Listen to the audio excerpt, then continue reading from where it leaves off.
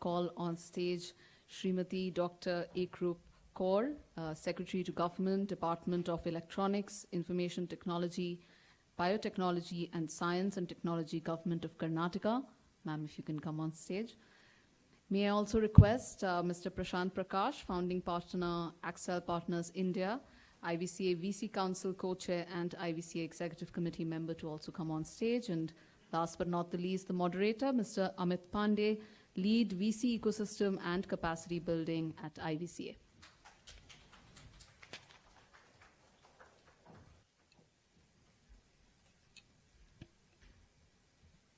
I'm sure this panel is not going to be about Vapsi. I think everything has been spoken, right? So, yeah, I think. but we'll talk about other stuff. Yeah. Yes, sure, Prashant.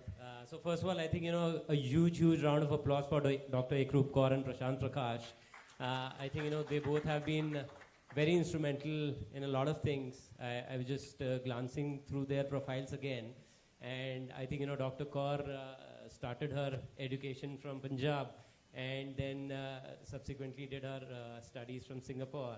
And then she's been working across several departments. She's managed the Department of Finance. And currently she's actually one of the best people to be on this forum because she's worked very closely and currently also working very closely on the technology space.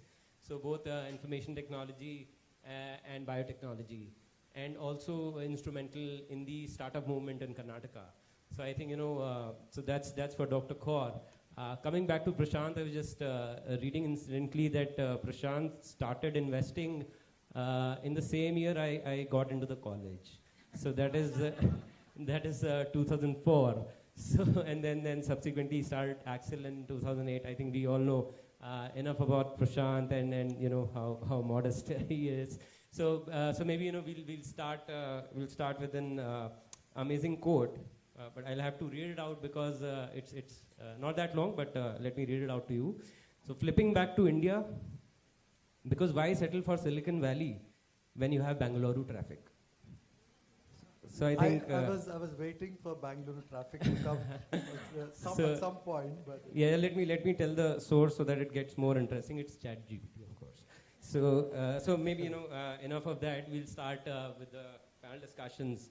So I think, Dr. Kaur, maybe we'll start off with you.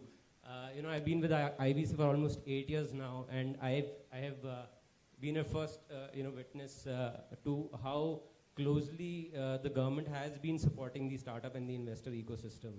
And at times, it doesn't get out that often. But maybe why don't you share, some of those things that are going in the background and not being talked so much about in the public as to how is the government of Karnataka fostering this culture of startups and supporting the investors in many, many ways. So let's start off on that note. Thank you. Very good evening to everyone. Pleasure to be here. And I think this is one of a kind session that I am attending. I was telling Prashant that it's a bit of an education for me as well because getting into the details of reverse flipping and all of that, while we touch startup space very closely, but this is something which is, not directly that I'm handling. But I think that part of the reason why this Bharat Vapsi is happening is attributed to what government is doing in terms of supporting and strengthening the startup ecosystem in the country, as well as in Karnataka in particular. I would like to talk about Karnataka where, where I'm working. Karnataka certainly is the startup capital, not just for the country, but it is, one of the most prominent startup destinations in the world today. And government of Karnataka from very early time started taking these initiatives to support the startup ecosystem. In fact, before Government of India came out with the startup policy, Karnataka had a startup policy. We recognize the potential. Wow, round of applause, I think, And I think Rajat was also mentioning about the initiatives, some of the initiatives that we took way before anyone else in the country, like NASSCOM 10K startups. So the government has consistently been investing on the startup ecosystem, and in fact, we are very proud of what has been created over the years. We have more than 18,000 startups today in Karnataka with large chunk, almost 30% of them in cities which are outside of Bangalore. So while Bangalore continues to be the hub, we have a lot of startups outside Bangalore also, and many of these startups, not just going by numbers, most of these startups are technology startups. Many of these are deep tech startups. So it's not that they cover, like, if you go purely by the definition of DPIIT, it covers all kinds of startups. But I think Karnataka has carved a niche for itself in the domain of technology alone. And most of these startups are technology-led and technology-driven startups. So some of the initiatives which I thought I would like to mention, one of them, of course, was, when venture capital ecosystem itself was pretty nascent in India, and there weren't as many private VCs. Government of Karnataka started a venture fund. I think it was probably the only state at that time which had a venture fund of its own. So we made small beginnings over there. We also have a grant for startups. It's a grant of 50 lakhs, which is given to startups. And every year we support 100 startups through this program. It's one of our flagship programs called Elevate. And over the last 8 years that we've had this program, we have supported almost 983 startups and given out grant of about 225 crores. In fact, some of our Elevate supported startups have done very well, and they've really grown big. Digantra and all are one of some of the examples of Elevate startups which are supported very early by government. Besides that, we are also heavily investing in incubation and acceleration.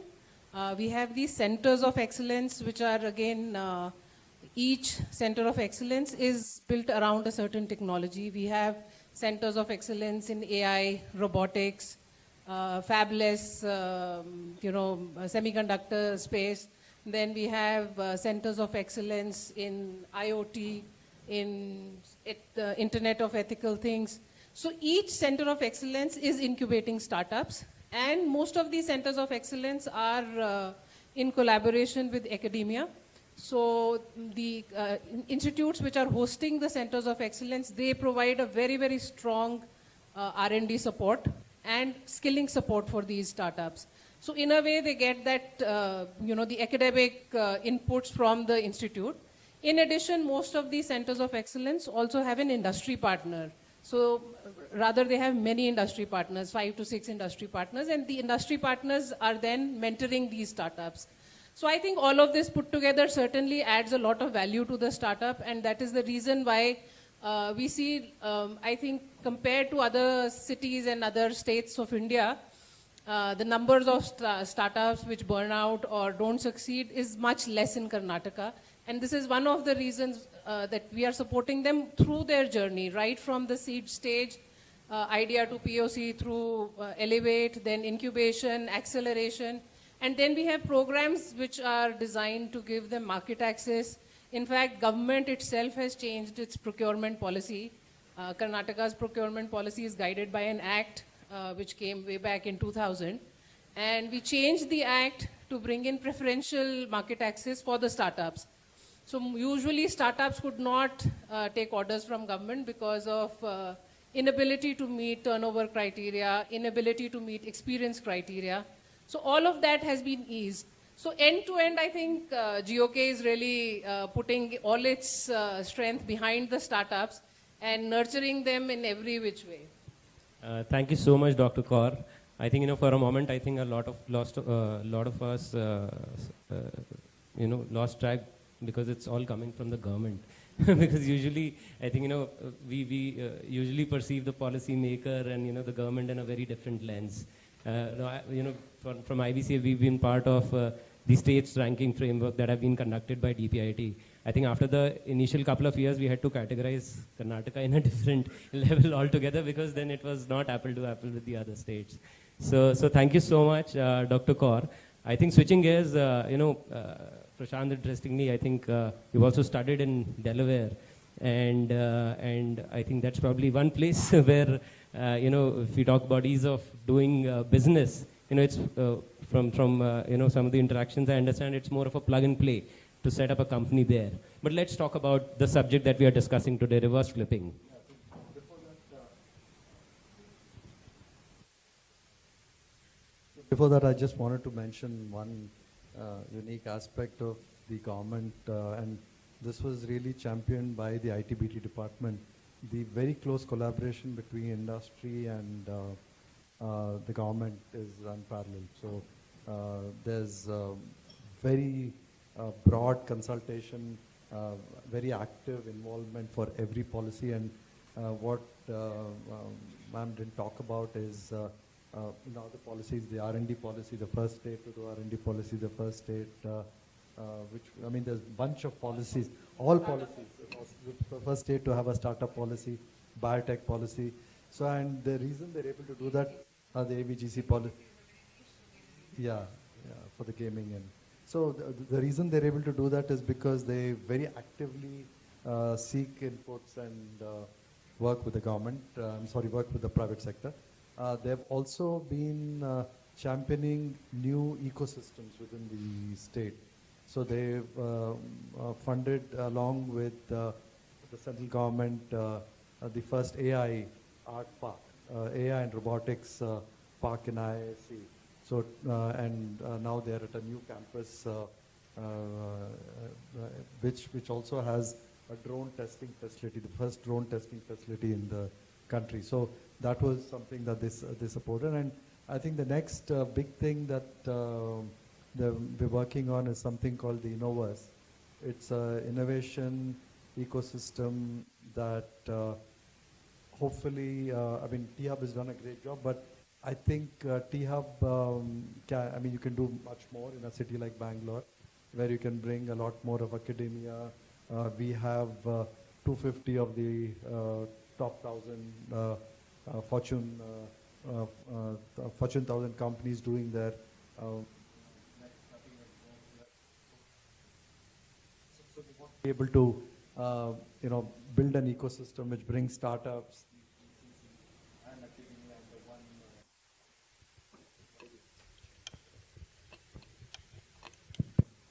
one. So I think that's it's a very progressive, forward-thinking set of initiatives that they're constantly thinking about.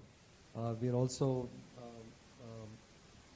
in the same, maybe this year or next, we'll also have India's first tech and innovation museum. So we don't have a tech. The Silicon Valley has something, Tel Aviv has something. So we don't have the history of our tech all the way from Infosys to Aadhaar and beyond, right? I don't think there's a place where we can showcase that. So this tech museum and innovation museum will be something that again has been championed and supported by the government. So lots being done now. Coming back to Vapsi, I think a lot has been spoken. So I don't think there's a lot more to be said on Vapsi, but I will just make 2 points. I think the type of opportunities coming up where IP can be developed in India. See, we have this one problem, and Chandy referred to it. If the IP is of a global nature and which has value globally, I think it is still a challenge for our companies that do you really make that choice of setting up? Are you comfortable housing that IP in India? Will the subsidiary own the IP? Who will own this IP? Will the IP be a house outside, but the company will be housed here? So there's a lot of complications around that. I think the second problem is with companies where significant amount of business is still global. I think that's not very clear, but then there is a problem there. Where is the exit more practical? We have seen the problems in taking SaaS companies public in the US. It's not easy. You've got to be a $500 million SaaS company to go public in the US, and none of our SaaS companies are getting there anytime soon. So what do you do in where operationally it's easy?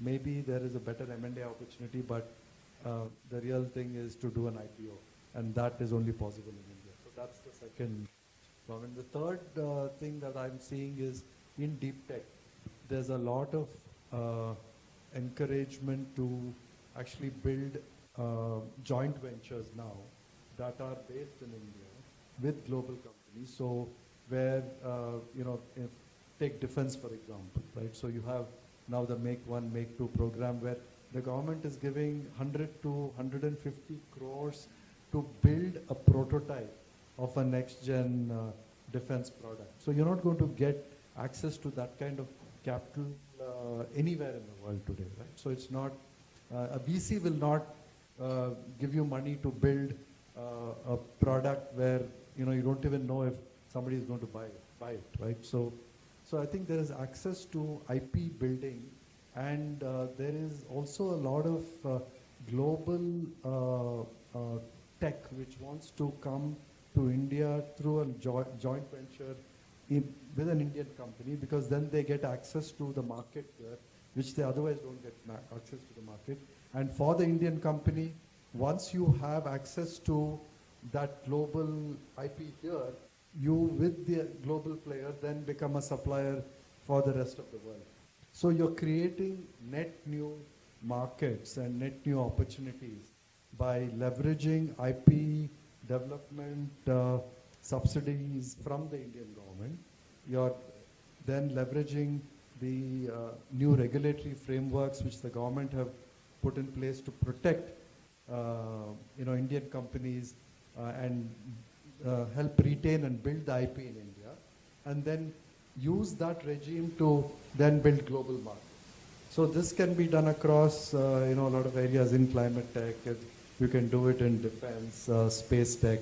I think defense, I think space tech is very promising, but I think you got to be Elon Musk and kind of ride it for a long time to really make money in space. So it's a little bit tougher, but I think the defense opportunities are here and now, and I really see tens of billion-dollar companies coming out in the defense space.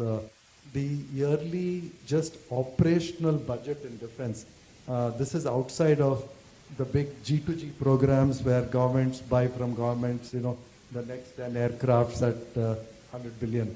Just outside of that is about 25 to 30 billion, and largely imported today. So the opportunity is huge, and the government is very, very keen on getting that shifted. So there's other reasons why you want to be domiciled in India, to really capture global markets from here. And there's still few niggling problems which everybody's spoken about, the M&A problems, the other challenges in India which will get sorted out. It's all ease of doing business. We'll hopefully get better there. Yeah, that's. Thank you for the download, Prashant. I think we've all been focusing largely around to make Atmanirbhar Bharat. I think we don't just need Atmanirbhar capital, but a lot of all of these. Creating that conducive environment within the country. Ecosystems around which really we start becoming a true IP alternative. Then we don't have to worry about housing IP globally, because we become a place where IP can be leveraged for the country and outside. Well, that's quite amazing, and I think then subsequently, after listening to this amazing sort of insight and update, almost like a pitch, I think I think traffic shouldn't be that big a problem, and companies. For traffic, we have this new. I don't know how many of you have heard of eVTOLs, right? So eVTOLs will happen from Bangalore, right? And we'll have highways in the sky within 10 years, and we'll stop talking traffic. Okay, right? I'm flipping from Delhi to Bangalore. I think I can say that for myself. But I think I think you mentioned some very interesting topics there, Prashant. Some of I think just the DBT very recently announced the Bio E3 policy, and again there was an amazing participation from the investors at a 9:30 a.m. call. We had more than 50 investors joined that call with the DBT secretary sharing those details. So I think those things are work in progress. But maybe, ma'am, if you can talk a little bit around some of those policy, maybe space. I think what Prashant touched upon, and maybe a lot of these things like AI, etc. Need government support. So maybe some of your feedbacks there, overview there.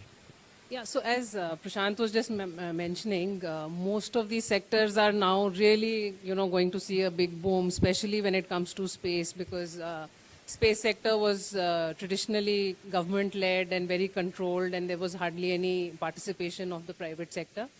But with the coming in of the space policy, and now the Space Act is also going to kick in, which will actually make it much more transparent and in a way streamlined. It will give you the nuances of how to participate.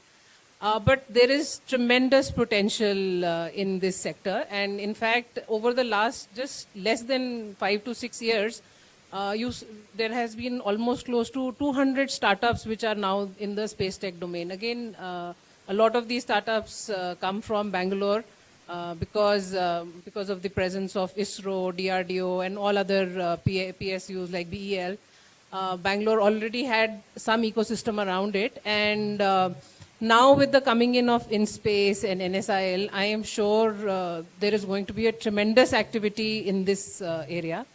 In fact, as you would expect, Government of Karnataka is also getting its act together on this, and in fact, we are going to come out with our own policy to support space tech startups, deep tech space startups which are working in this domain, and we are also coming out again with a center of excellence which is going to be in collaboration with ISRO and InSpace, which will incubate and support startups. So when it comes to space tech, actually one of the biggest requirements these startups have is access to testing facilities, to test beds, because most of the infrastructure is super expensive and individual startups cannot invest in it. So that is where government is looking to chip in.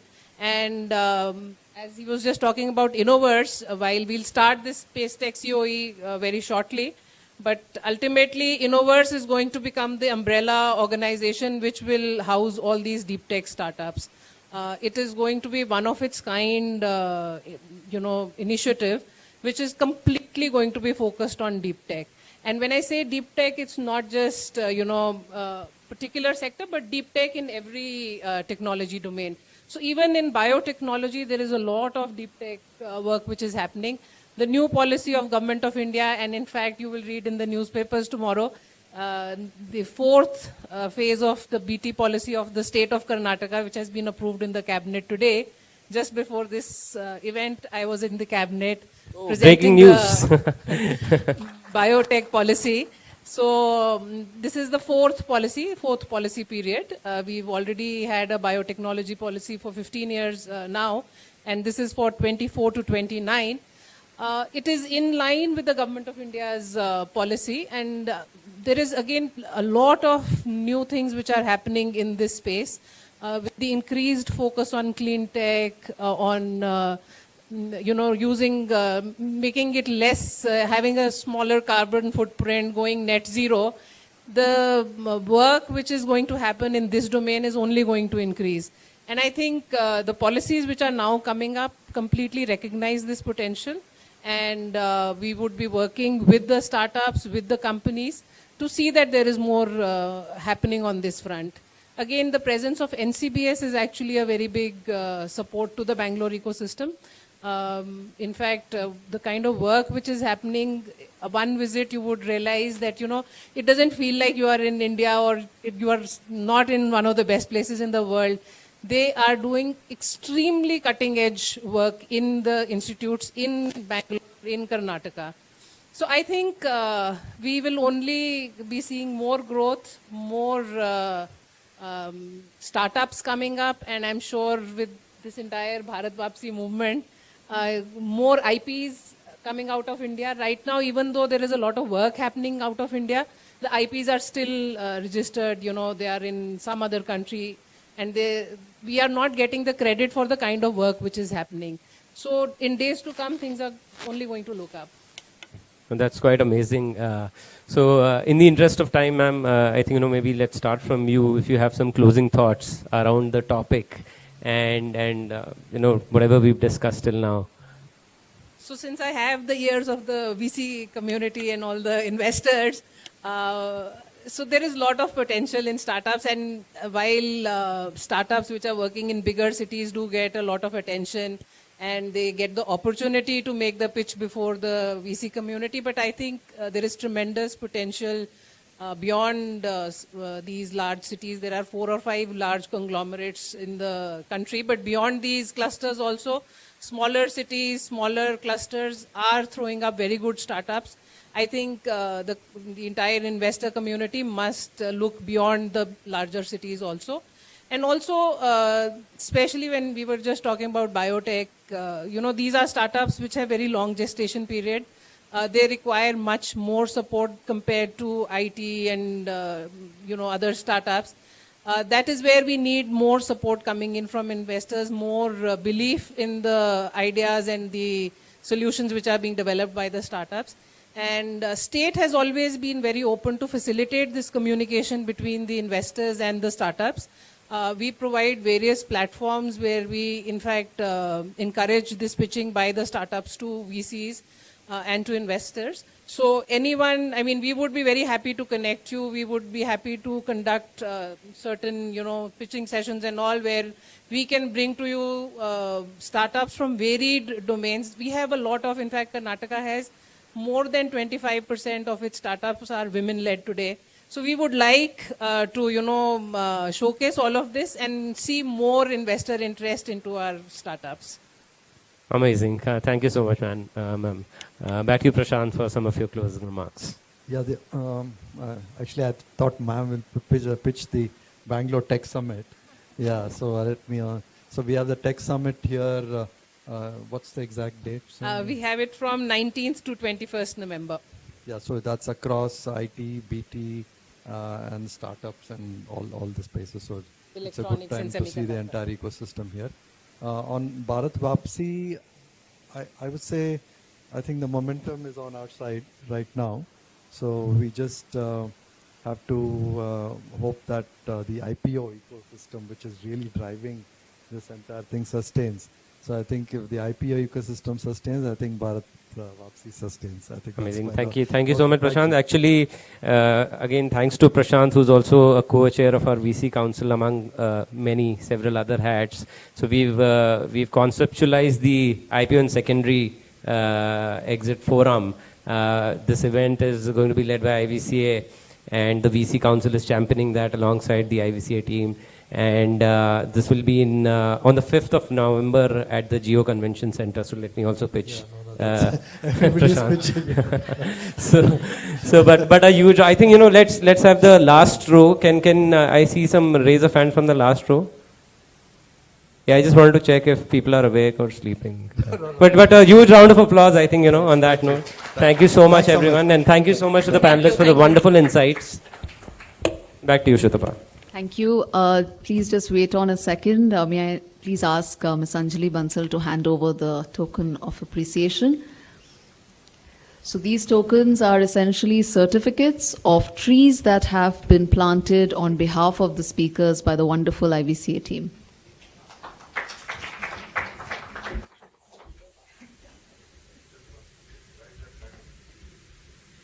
And of course, Ms. Bansal drives the climate initiative at IVCA.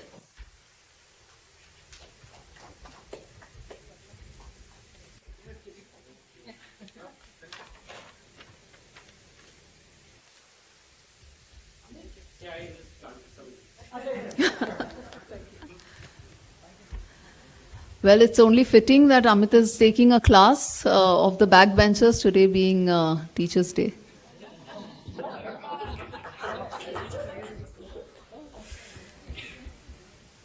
Thank you so much, ladies and gentlemen.